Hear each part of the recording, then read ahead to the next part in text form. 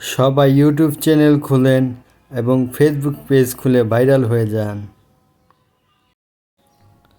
চাচা কাজটা করলো কি, ভিডিওটা সবাই দেখেন।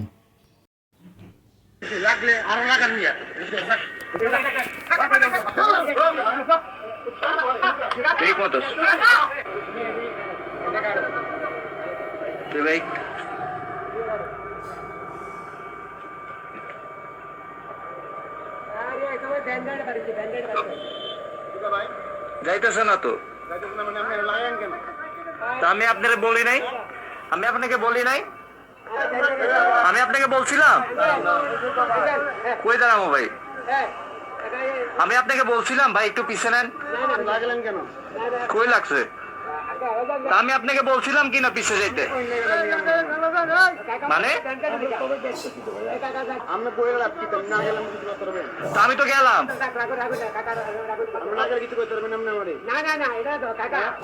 বুঝলাম না ভাই, কি বুঝলেন আপনি? দাঁড়াইছি ভাই, লাগলে আরো লাগান,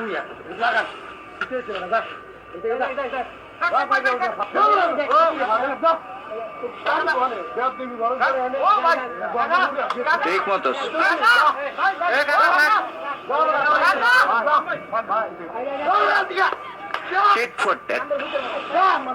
কাকা